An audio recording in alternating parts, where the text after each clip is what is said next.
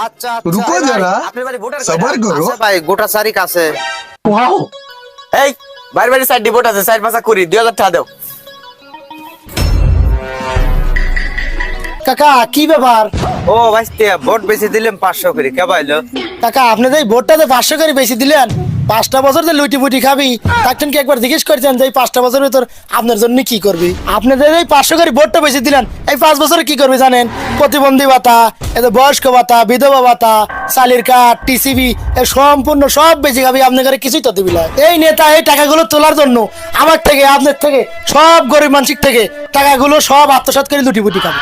শোনেন কাকা, এই দেশ বদলাবি লাগলে আগে নিজেকে বদলান লাগবে। আমরা যদি পরিবর্তন না হই তাহলে বাংলাদেশ জীবনও পরিবর্তন হবে না।